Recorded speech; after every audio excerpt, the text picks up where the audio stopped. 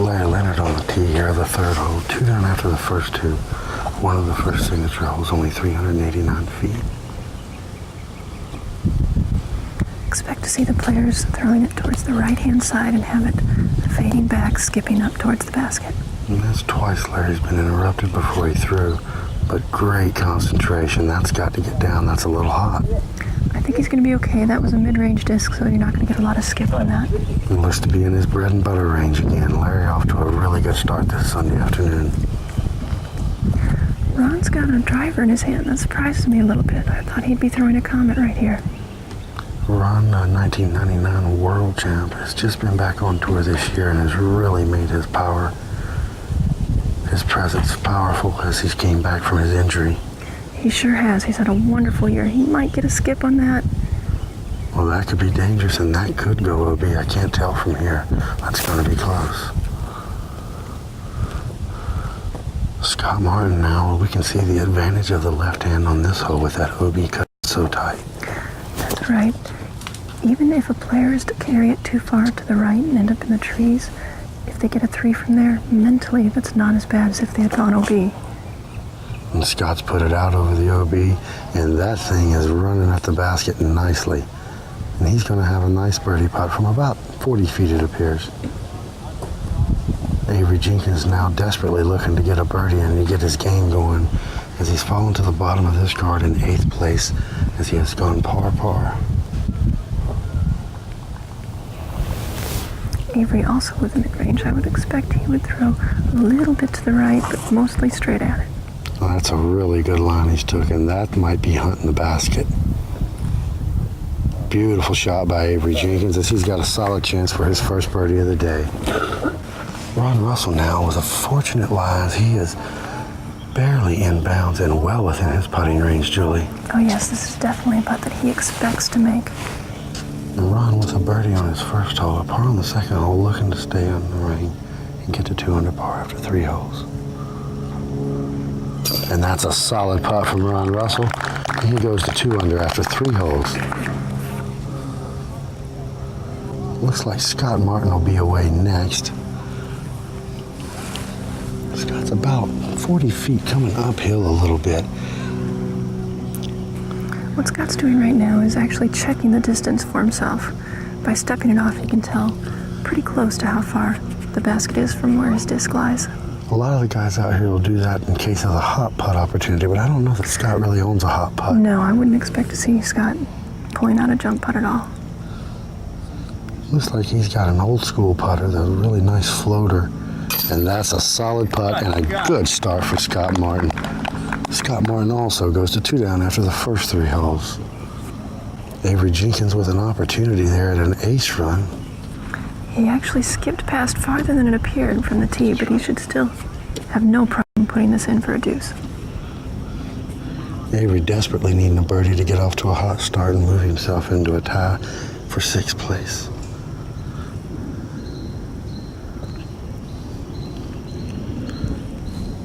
And this is well within Avery's butter range. He should be able to take care of this. And Avery again is low, and he seems to be a little bit nervous. I'm not sure. He's played in front of crowds before, and he's definitely dealt with a TV camera before. That disc never got above his waist. He has a nose-down putt, so he really has to start it off a little bit taller than that. Larry Leonard with a solid putt to move into 6th place, by himself now.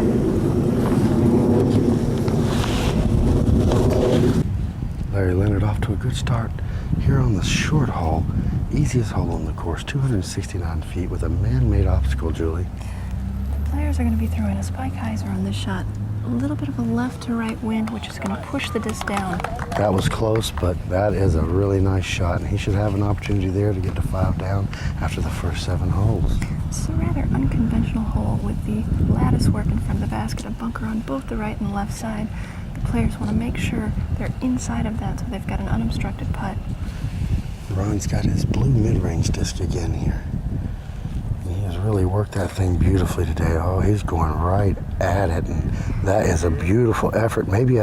Oh, that was so close. It's a much more technical shot. That's a really, really excellent drive by Ron. Much harder shot than that spike anhyzer, I would agree. Avery Jenkins, I believe he is lining up the spike hyzer. And that's a solid shot for Avery, who's looking for his third birdie in a row. And oh, he almost skips that in, and that's a beautiful shot by Avery Jenkins.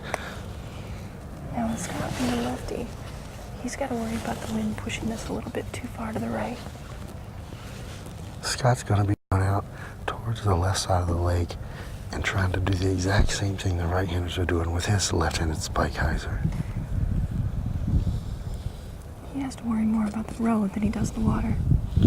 He has got on that. Boy, that is really a hard pitch, and that is headed right at the bucket. Oh! And he hits the chains, and that is a near ace for Scott Martin. Ron Russell now with a mere tap in for him from about 20 feet, Julie. Really should be no problem here. This is the last birdie opportunity for a while. Or I should say the last opportunity to get a two for a while. That is a solid putt. Larry Leonard very close to the basket. He'll be forced to use a straddle because of that bush he's under, but Larry is a very good straddle putter.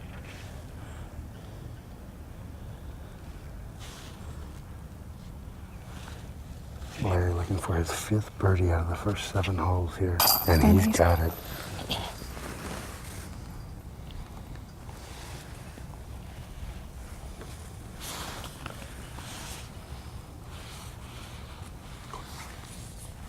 Avery Jenkins with a tap in for his birdie. That's 3 in a row, and Avery's ready to go now.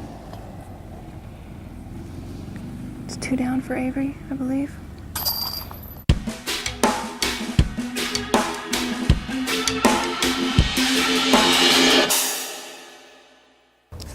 Leader Group, Hole 7, USDGC's 2002. Brian Sullivan with Women's World Champ Tess Redding.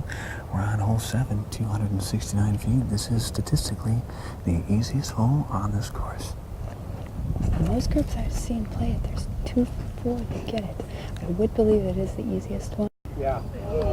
Big skip for Barry. Oh, the crowd goes. Well, the big skip almost brought him into that water there behind and to the right, or rather the left of the basket, but it does appear that Barry Schultz is safe. Good. Now the leader, Ken Climo from Clearwater, Florida. Everyone, when they play this high hyzer, has that opportunity to fall into that lake. Ken's coming more at an angle. Whew. And Ken was looking for the ace run there and almost found himself OB as well, but he is safe. Yes. The first 2 got the crowd gasping. You see the artificial the artificial hazards surrounding this basket. There is a fence that is fairly low, but nonetheless has taken out a number of players this week. Yes, it'll make you have a different putt. Lots of turbos, people straddling. Young is right there with a nice big Horkenheiser shot. And finally, here's Craig Gangloff. You're seeing 3 hyzers. There's many ways to play this. And he's going to take the more direct approach. Well, let's see something. Right over the top. Yeah. Nice looking line. And there's a chance. It looks like that may be OB. 3 of these players have danced with the ponds, and only one, Craig Gangloff, ended up actually in the drink. So he's going to be putting 3 from a very steep bank, and he has 30 feet to the basket. Looks like he's going to throw a turbo putt to try to get his reach up and over that bush that he's in. This is an incredibly difficult stance he's trying to work with. Oh, lots of obstructions.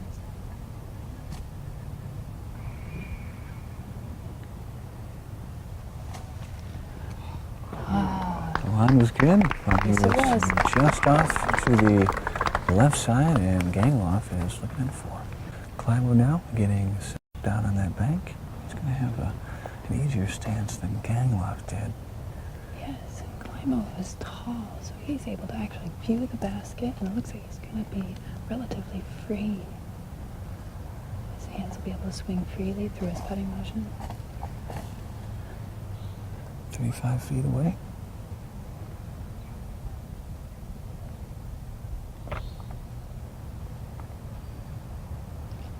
Climo had a good stance. Good putt. Wow. From any angle, this guy can get him in the chains. It's just incredible. So Schultz now, he's got to find a stance down there. And a big sigh of relief when he first spotted his disc just at the edge. Oh, they were both just hanging on. Just a hop and an over, one more dribble, and they were wet. And after a meter relief from the out-of-bounds hazard, Schultz is going to have 35 feet to go. Yeah, he's looking for his footing right now. So important to have good footing when you're on the ledge. It gives you the confidence to focus on the putt and not worry about your footing. Looks like he's found his spot. Here comes the putt. What's that? Oh, Yeah, just skip the dishpan. Looked like he gagged a little bit as he was releasing that disc. He didn't like it from the get-go there, Des. Worm, the only one who gets to have proper footing. He made it inside the hay bales and has landed on the putting green. I can certainly understand Gangloff being aggressive on this short, easy hole, but Climo and Schultz a little more of a surprise there. I think the Spike Heiser is their shot all the day. It just bounced a little. Oh. And Worm is got a little case of the yips going here. Yes, he does. Missed. Gangloff, that for 4, and That it's a hurts. You really need to get the 2, definitely not the 4. and a big critical missed putt there, and it's going to be a 3 for Worm, 3 for Schultz. Hole 8, and Climo on the pad. Climo took the left route yesterday, and it really provided him a good shot. And he is clearly disappointed about the whack off the tree. Yes, you really want to try to push out, but it's such a pretty hole. You can really clip about any of those trees. This is 592 feet, lots of trees initially off the fairway. And as the fairway narrows, you have out of balance areas all off to the left side, also to the right. And Schultz is away. He likes to feed the middle. We've seen 2 of the 3 lines that you can play to solve this hole.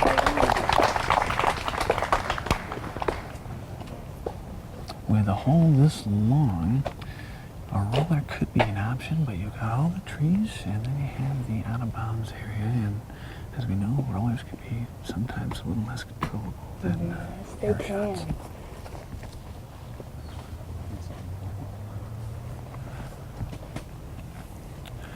We're struggling here in this nerve-wracking round. He's currently 1 over par.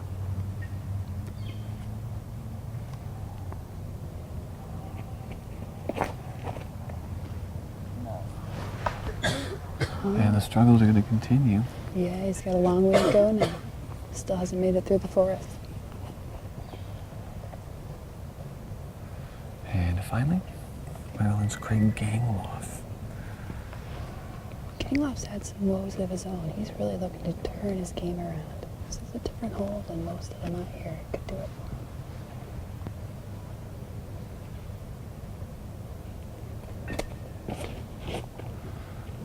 And he's going with the Anheuser shot. It is okay up there, but everyone seems pleased. It's a good shot. Good distance there. Still 400 feet to go from Mike Young, and a very long technical shot coming up here. Yes, he might lay down a boulder. He really wants to get out as far as he can. And with that slope to the right, he can hit it. He can come down the slope, curl up towards the pin.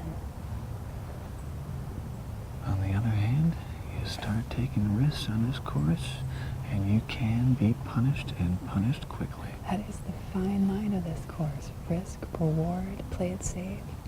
There's so many ways. We'll see a roller. Needs to turn in. Come on, come on. He really wants it to come down that hill.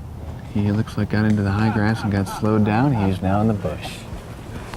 Second shot for Climo coming up on this par 4. He's got 300 feet to go, and he goes to the air. Tree right in front of him. This is cutting towards the OB line. Look out. He's on the left side, that's all I can tell. Great drive from Schultz, and he is sitting, looking at about a 280-foot shot straight ahead, but of course plenty of trouble to be found if you get off the fairway. Yeah, he has the really clean shot. He just mirrored that hill right by the... Gangloff also with a killer drive. Here's his second shot, 250 feet to go, and this one has got a great start going. Just look at that. Oh, that is what you'd like to see. And a lucky break for Climo on his long approach. He was flirting with the OB, but he's going to be safe. And third shot now. He's got a longer putt at it, but it is a putt no less. 60-footer. The medal. Schultz has 45 to go. I really thought his approach was going to be a little closer than it was. So as I was warming up, you need to put an extra 20% on this hole. He needs to seize this opportunity and just can't get it to stay in the chains. And now Young is going to bang this 12-footer home.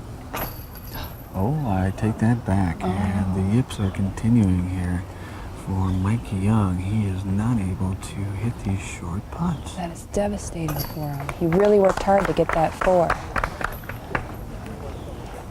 So at this point, Young is going to have to start concerning himself with hanging on to third place He's as opposed thinking to about moving it. up.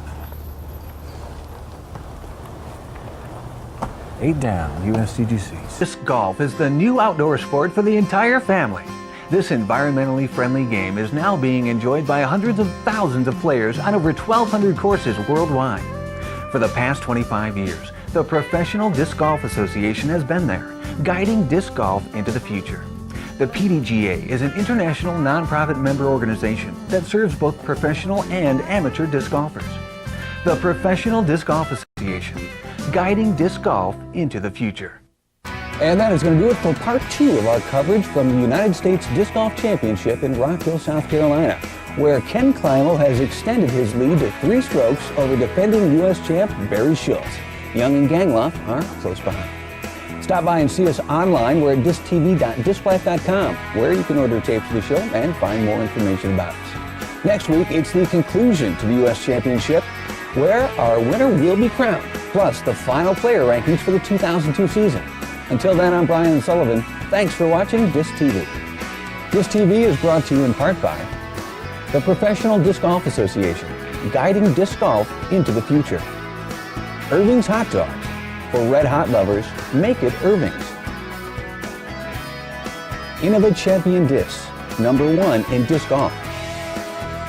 And by DiscLife.com, the world leader in disc golf.